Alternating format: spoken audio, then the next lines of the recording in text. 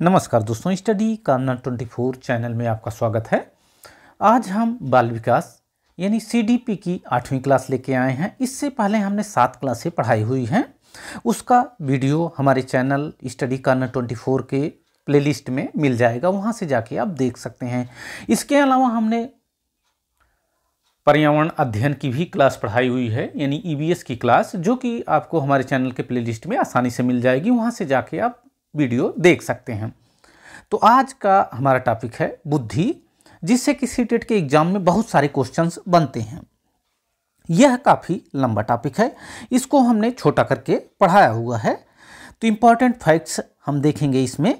बुद्धि में हम सबसे पहले पढ़ेंगे कि बुद्धि क्या है, इसकी परिभाषा, बुद्धि के प्रकार, सिद्धांत, बुद्धिलब्धि क्या है और बुद्धि परीक्षण। इन सारी चीज़ों को हम देखते हैं। तो आइए क्लास शुरू करते हैं और देखते हैं बुद्धि। मानव की समस्त मानसिक क्रियाओं और योग्यताओं के योग को ही बुद्धि कहते हैं। मानव की समस्त मानसिक क्रियाओं और योग्यताओं के योग को ही बुद्धि कहते हैं। बुद्धि वह योग्यता है जिसके माध्यम से व्यक्ति विचार विमर्श करता है, निर्णय लेता है। क्या करता है? विचार विमर्श करता है, निर्णय लेता है, नियंत्रण करता है, सोच समझकर उपयोगी अनुपयोगी तथ्यों का चयन करता है। बुद्धि वह योग्यता है जिसके माध्यम से व्यक्ति विचार विमर्श करता है, निर्णय लेता है, नियंत्रण करता है, सोच समझकर उपयोगी तथा अनुपयोगी तथ्यों का चयन करता है। अब हम देखते हैं विभिन्न मनोवैज्ञानिकों के अनुसार बुद्धि की परिभाषा। टर्मन के अनुसार बुद्धि अमूर्त विचारों के संदर्भ में सोचने की योग्यता है। यह कथन अक्सर पूछे जाते हैं। जैसे टर्मन के अनुसार बुद्धि की क्या परिभाषा है, बकिंघम के अनुसार क्या परिभाषा है, वुडवर्थ के अनुसार बुद्धि क्या है, गाल्टन के अनुसार क्या है, बैचलर के अनुसार क्या है। तो टर्मन के अनुसार बुद्धि अमूर्त विचारों के संदर्भ में सोचने की योग्यता है। इसको आपको याद कर लेना है। टर्मन ने बताया कि बुद्धि अमूर्त विचारों के संदर्भ में सोचने की योग्यता है।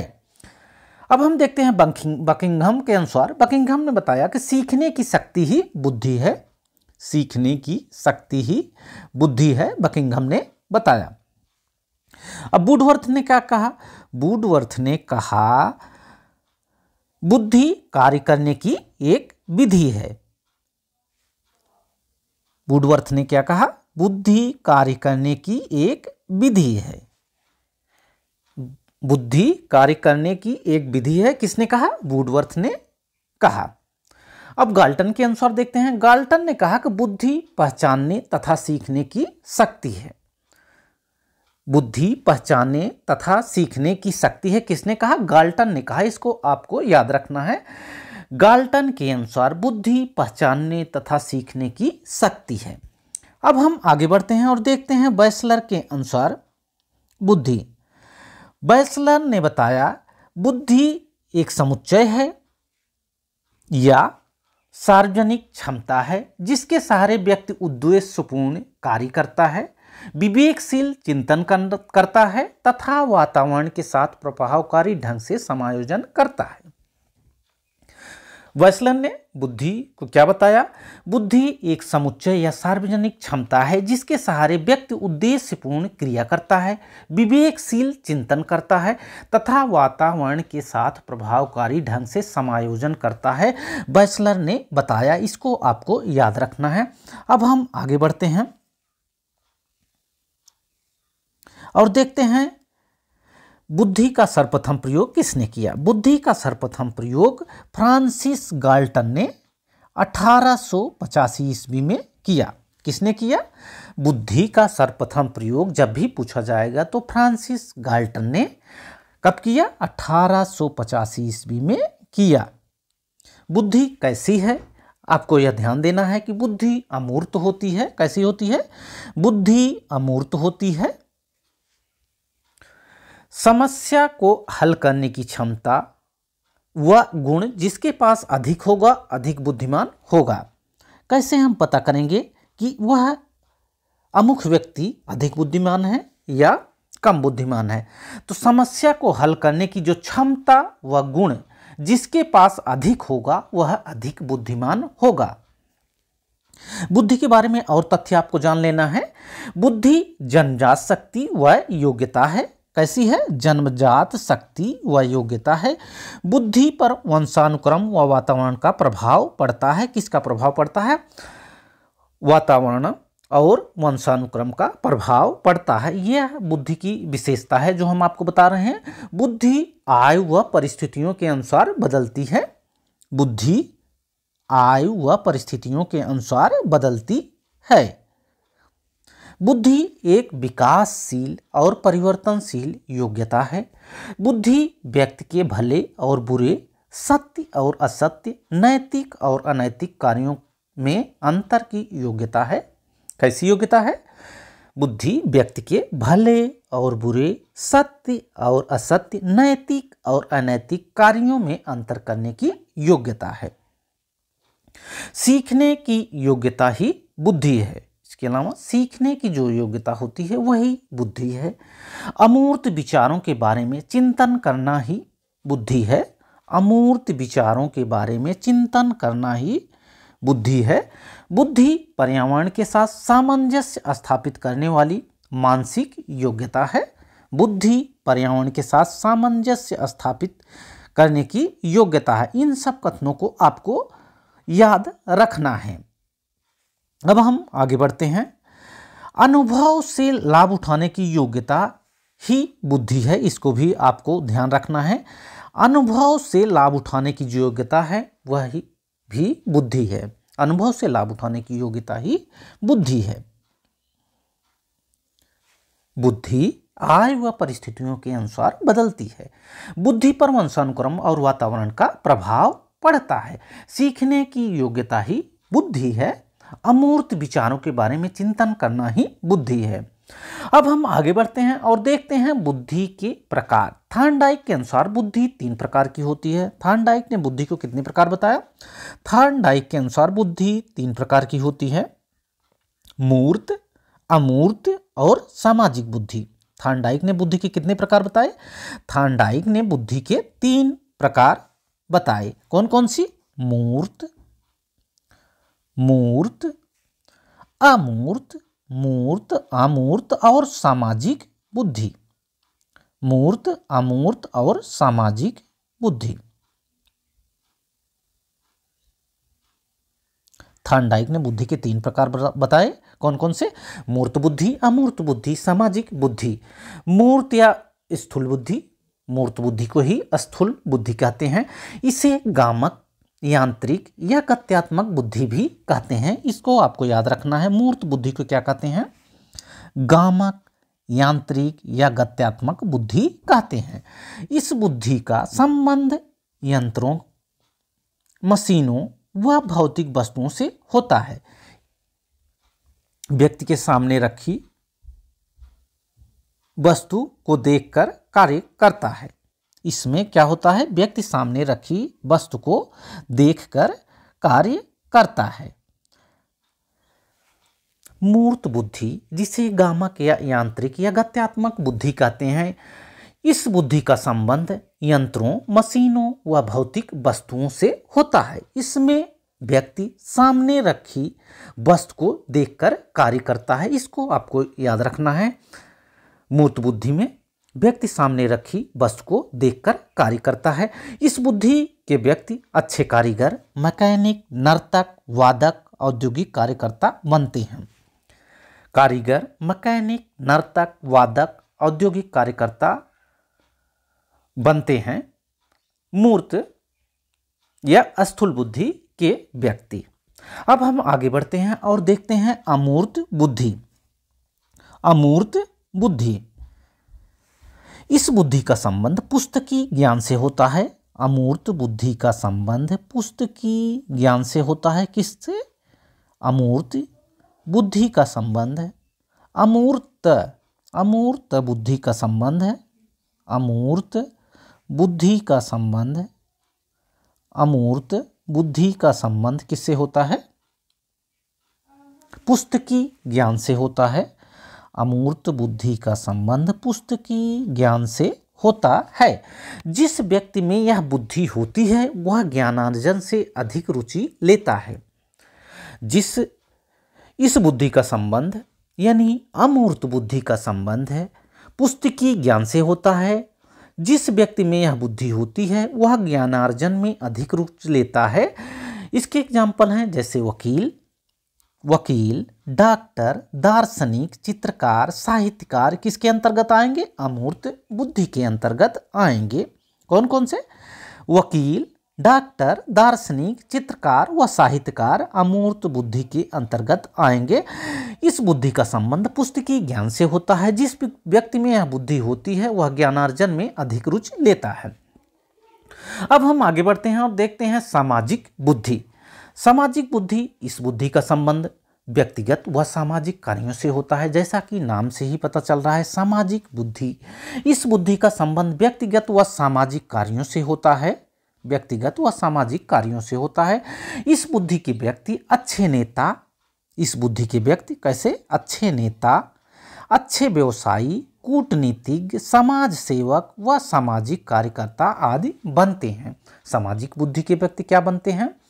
अच्छे व्यवसायी बनते हैं, अच्छे नेता बनते हैं, कूटनीतिक बनते हैं, समाज सेवक तथा सामाजिक कार्यकर्ता बनते हैं। अब हम आगे बढ़ते हैं और देखते हैं बुद्धि के सिद्धांत। आशा है कि जो बातें हम बता रहे हैं आपको समझ में आ रही होंगी। हम देखते हैं बुद्धि के सिद्धांत को। एक कारक सिद्धांत, सबसे पहले हम देखेंगे बुद्धि के एक कारक सिद्धांत। बुद्धि का एक कारक सिद्धांत का प्रतिपादन अल्फ्रेड बिने, टर्मन व ईस्टन ने 1911 ईस्वी में किया। कौन कौन से? बिने, टर्मन और ईस्टन। एक कारक बुद्धि के सिद्धांत का प्रतिपादन किसने किया? अल्फ्रेड बिने, टर्मन और ईस्टन ने किया। बिने, टर्मन और ईस्टन ने किया एक कारक बुद्धि के सिद्धांत को। इस सिद्धांत को निरंकुशवादी सिद्धांत के नाम से जाना जाता है। जब भी आप पूछा जाएगा कि निरंकुशवादी सिद्धांत के नाम से किसको जाना जाता है, तो एक कारक बुद्धि के सिद्धांत को निरंकुशवादी सिद्धांत के नाम से जाना जाता है। अब हम आगे बढ़ते हैं और देखते हैं द्विकारक सिद्धांत। बुद्धि के द्विकारक सिद्धांत, इस सिद्धांत का प्रतिपादन स्पीयरमैन ने 1904 में लंदन में किया। इन्होंने बुद्धि के दो प्रकार बताए, सामान्य तत्व तथा विशिष्ट तत्व। द्विकारक सिद्धांत में स्पीयरमैन ने बुद्धि के दो प्रकार बताए, सामान्य तत्व और विशिष्ट तत्व। सामान्य तत्व जैसे जन्मजात होता है, विशिष्ट तत्व अर्जित किया जाता है। सामान्य क्या होता है? सामान्य तत्व जन्मजात होता है और विशिष्ट तत्व अर्जित किया जाता है। आपको ध्यान रखना है, द्विकारक बुद्धि के सिद्धांत के प्रतिपादक स्पीयरमैन है। कौन है? स्पीयरमैन है। और एक कारक बुद्धि के सिद्धांत के प्रतिपादक कौन है? अल्फ्रेड बिने हैं, टर्मन है, ईस्टर्न है। जो भी इसमें से मिलेगा उसको आपको लगाना है। अब हम आगे बढ़ते हैं, देखते हैं बुद्धि का त्रिकारक सिद्धांत। बुद्धि के त्रिकारक सिद्धांत के प्रतिपादक भी स्पीयरमैन है। द्विकारक सिद्धांत के भी प्रतिपादक स्पीयरमैन है और त्रिकारक सिद्धांत के प्रतिपादक भी स्पीयरमैन है। इसको आपको याद रखना है।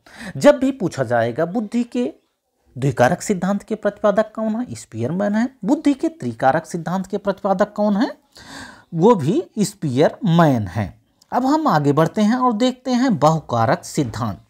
बुद्धि के बहुकारक सिद्धांत, इस सिद्धांत के प्रतिपादक थॉर्नडाइक हैं। बुद्धि के बहुकारक सिद्धांत के प्रतिपादक कौन है? बुद्धि के बहुकारक सिद्धांत के प्रतिपादक थॉर्नडाइक महोदय हैं। कौन है? थॉर्नडाइक महोदय हैं। बुद्धि के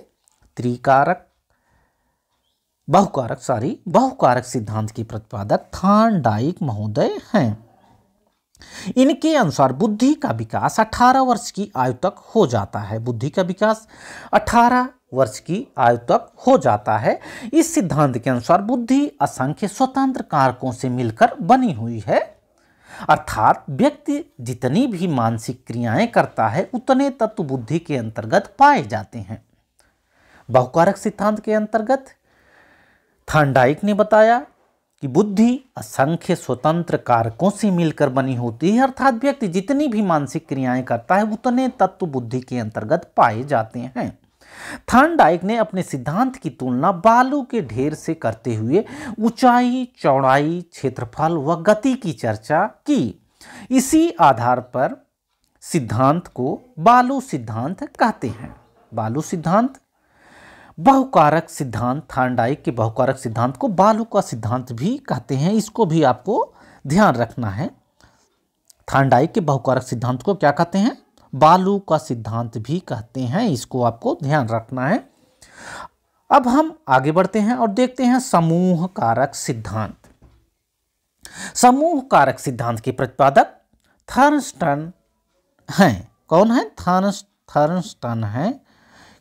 इस सिद्धांत को इन्होंने कब दिया? 1938 ईस्वी में इन्होंने दिया। थर्नस्टन ने 1938 ईस्वी में समूह कारक सिद्धांत का प्रतिपादन किया। थर्नस्टन ने अपनी पुस्तक प्राइमरी मेंटल एबिलिटी, किस पुस्तक में? प्राइमरी मेंटल एबिलिटी नामक पुस्तक में बुद्धि को 13 तत्वों का समूह बताया। कितने तत्वों का समूह बताया? बुद्धि को 13 तत्वों का समूह बताया, जिसमें वर्तमान में 7 को महत्वपूर्ण माना गया। कितने को? थर्नस्टन ने अपनी पुस्तक प्राइमरी मेंटल एबिलिटी में बुद्धि को 13 तत्वों का समूह बताया, जिसमें से वर्तमान में 7 को महत्वपूर्ण माना गया है। जब भी पूछा जाएगा समूह कारक सिद्धांत के प्रतिपादक कौन है, तो थर्नस्टन महोदय समूह कारक सिद्धांत के प्रतिपादक हैं। अब हम आगे बढ़ते हैं और देखते हैं बुद्धि के पदानुक्रमित सिद्धांत के बारे में। बुद्धि के पदानुक्रमित सिद्धांत के बारे में, इस सिद्धांत के प्रतिपादक यानी पदानुक्रमित सिद्धांत के प्रतिपादक बर्ट व बर्नन है। आपको याद रखना है, इनको भूलना नहीं है। पदानुक्रमित सिद्धांत के प्रतिपादक बर्ट और बर्नन है। बुद्धि के पदानुक्रमित सिद्धांत के प्रतिपादक बर्ट और बर्नन हैं। बर्नन 1964 में मानवीय योग्यताओं की संरचना प्रस्तुत करते हुए कहा कि मानवीय योग्यताएं एक क्रमिक रूप से व्यवस्थित होती हैं। कैसी व्यवस्थित होती हैं? क्रमिक रूप से व्यवस्थित होती हैं। इसीलिए इसको पदानुक्रमित सिद्धांत कहा गया। पदानुक्रमित सिद्धांत के प्रतिपादक बर्ट और बर्नन महोदय हैं। 1964 में बर्नन ने मानवीय योग्यताओं की संरचना प्रस्तुत करते हुए कहा कि मानवीय योग्यताएं एक क्रमिक रूप से व्यवस्थित होती हैं। अब हम आगे बढ़ते हैं और देखते हैं बुद्धि का त्रिआयामी सिद्धांत। इसको भी आपको भूलना नहीं है। बुद्धि के त्रिआयामी सिद्धांत, इस सिद्धांत के प्रतिपादक जेपी गिलफर्ड महोदय हैं। कौन है?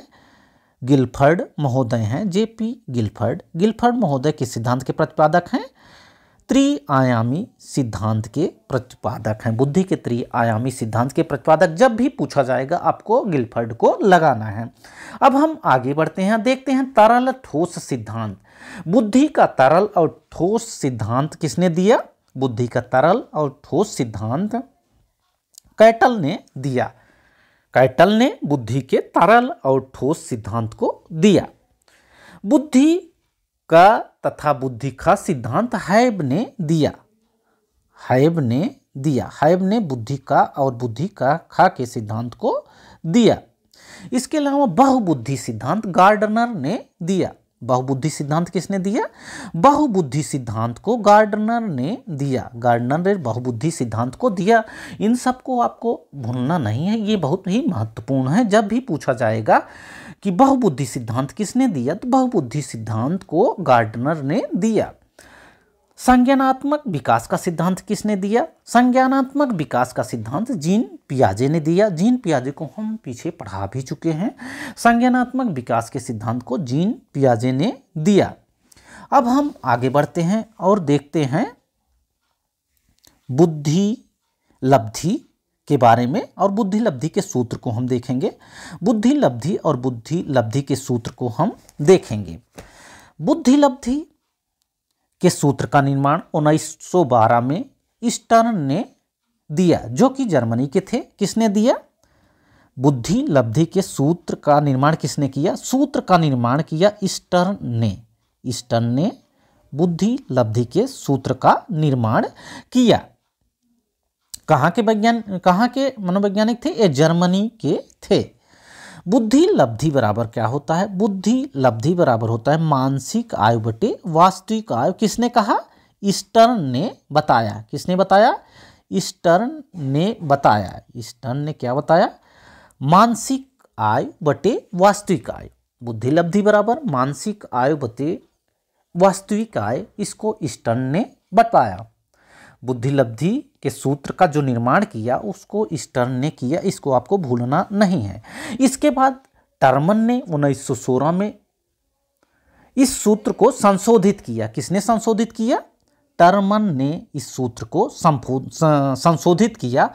उन्होंने किया क्या कि जो मानसिक आयु बटे वास्तविक आयु है उसमें मल्टीप्लाई कर दिया 100 से, यानी बुद्धि लब्धि बराबर मानसिक आयु बटे वास्तविक आयु गुणे 100 कर दिया। जब भी मानसिक आयु बटे वास्तविक आयु इंटू 100 होगा तो इसको किसने दिया? इसको टर्मन ने दिया। किसने दिया? टर्मन ने दिया। इसको टर्मन ने दिया। टर्मन ने मानसिक आय बटे वास्तविक आय गुणे 100 वाला सूत्र टर्मन ने दिया। किसको संशोधित किया? जो स्टर्न ने दिया था मानसिक आय बटे वास्तविक आय, उसी को संशोधित करके इन्होंने उसमें 100 से मल्टीप्लाई कर दिया, यानी IQ बराबर MA बटे CA गुणे 100 गुणे 100, यानी IQ बराबर मेंटल एज बटे क्रोनोलॉजिकल एज। मेंटल एज बटे क्रोनोलॉजिकल एज गुणे 100। इसको किसने दिया? इसको दिया टर्मन ने। किसने दिया? टर्मन ने इसको दिया। टर्मन ने ये वाला सूत्र दिया जो मल्टीप्लाई 100 से हुआ। तो इसको आपको भूलना नहीं। बुद्धि लब्धि बराबर मानसिक आयु बटे वास्तविक आयु गुणे 100। इसका एग्जाम्पल भी हम देख लेते हैं। इसके एग्जाम्पल में हम देखेंगे कि यदि कोई बालक 5 वर्ष का है, कोई बालक 5 वर्ष का है, कितनी उम्र है? 5 वर्ष का है, और उसकी मानसिक आयु 4 वर्ष है, तो उसकी बुद्धि लब्धि क्या होगी? तो वही हम सूत्र लगाएंगे, मानसिक आयु बटे वास्तविक आयु गुणे 100, यानी 4/5 गुणे 100 कर देंगे तो उसका हमें निकल आएगा, तो हो जाएगा 80। ऐसे ही हम इसको देखेंगे, यानी मानसिक आयु बटे वास्तविक आयु गुणे 100। अब हम आगे बढ़ते हैं और देख लेते हैं बुद्धि लब्धि का वर्गीकरण। बुद्धि लब्धि का वर्गीकरण 140 से अधिक बुद्धि लब्धि का वर्गीकरण भी टर्मन ने किया। किसने किया? टर्मन के अनुसार हम देखेंगे बुद्धि लब्धि 140 से अधिक यदि होगी बुद्धि लब्धि तो उसको हम प्रतिभाशाली कहेंगे, यानी जीनियस कहेंगे। क्या कहेंगे? जीनियस कहेंगे। 120 से 139 होगी तो उसको हम सुपीरियर यानी अतिश्रेष्ठ कहेंगे। कभी कभी एग्जाम्स में पूछ दिया जाता है कि जो प्रतिभाशाली बच्चे होते हैं उनकी बुद्धि लब्धि कितना होती है, तो 140 से अधिक होती है। इसको भी आपको याद कर लेना है। 120 से 139 तक सुपीरियर यानी अतिश्रेष्ठ की होती है। 110 से 119 तक तीव्र बुद्धि की होती है। 90 से 100 तक सामान्य बुद्धि होती है। इसको आपको भूलना ही नहीं है। 90 से जो 100 होती है यह सामान्य बुद्धि होती है, यानी एवरेज होती है। 80 से 89 मध्य बुद्धि, जिसको मंगोलिज्म कहते हैं। इसके अलावा 70 से 79 तक क्षीण बुद्धि होती है। 70 से कम जो होती है निश्चित क्षीण होती है। 51 से 69 तक मूर्ख कहा जाता है। 51 से 69 तक की बुद्धि को मूर्ख कहा जाता है। 26 से 50 तक मूढ़ बुद्धि कहा जाता है। इसके अलावा 0 से 25 तक को महामूर्ख यानी इडियट कहा जाता है। इसको आपको ध्यान रखना है। सबसे ज़्यादा सामान्य को याद रखना है। इसके बाद प्रतिभाशाली को याद रखना है, यानी जीनियस। 140 से ऊपर की बुद्धि लब्धि वाले को ही जीनियस कहेंगे, यानी प्रतिभाशाली कहेंगे। अब हम आगे बढ़ते हैं और सबसे लास्ट में देख लेते हैं बुद्धि परीक्षण। बुद्धि परीक्षण बहुत ही एग्जाम्स में पूछा जाता है अक्सर जो है। बुद्धि परीक्षण में आर्मी अल्फा परीक्षण और आर्मी बीटा परीक्षण पूछा जाता है। तो आर्मी अल्फा परीक्षण या शाब्दिक बुद्धि परीक्षण है। कैसा बुद्धि परीक्षण है जब भी पूछा जाएगा, आर्मी अल्फा परीक्षण कैसा बुद्धि परीक्षण है, तो शाब्दिक बुद्धि परीक्षण है। इसको आपको भूलना ही नहीं है। आर्मी अल्फा परीक्षण शाब्दिक बुद्धि परीक्षण है। यह पढ़े लिखे व्यक्तियों के लिए होता है। कैसे व्यक्तियों के लिए होता है? पढ़े लिखे व्यक्तियों के लिए होता है। प्रथम विश्व युद्ध के समय यह परीक्षण अमेरिका में किया गया। कहाँ पे किया गया? अमेरिका में किया गया। जब भी आर्मी अल्फा परीक्षण की बात की जाएगी तो यह शाब्दिक बुद्धि परीक्षण होता है। इसको आपको ध्यान रखना है। यह पढ़े लिखे व्यक्तियों के लिए होता है। अब हम आगे बढ़ते हैं, देखते हैं आर्मी बीटा परीक्षण। आर्मी बीटा परीक्षण यह अशाब्दिक परीक्षण होता है। कैसा होता है? अशाब्दिक परीक्षण होता है। यह पढ़े लिखे और अनपढ़ दोनों के लिए होता है। यह पढ़े लिखे तथा अनपढ़ दोनों के लिए होता है। इसमें शब्दों का महत्व नहीं होता है। किसमें शब्दों का महत्व नहीं होता है? आर्मी बीटा परीक्षण में शब्दों का महत्व नहीं होता है। यह परीक्षण भी अमेरिका में हुआ। आर्मी अल्फा परीक्षण भी अमेरिका में हुआ और आर्मी बीटा परीक्षण भी अमेरिका में हुआ। जब भी शाब्दिक की बात की जाएगी, शाब्दिक बुद्धि परीक्षण, तब आपको लगाना है अल्फा परीक्षण यानी शाब्दिक बुद्धि परीक्षण। जब बात की जाएगी अशाब्दिक की तो आपको बीटा परीक्षण लगाना है, आर्मी बीटा परीक्षण। आशा है कि आज का वीडियो आपको समझ में आया होगा। वीडियो अच्छा लगा हो तो वीडियो को लाइक करें, शेयर करें तथा हमारे चैनल स्टडी कॉर्नर 24 को सब्सक्राइब करें। Thanks for watching this video. Thank you.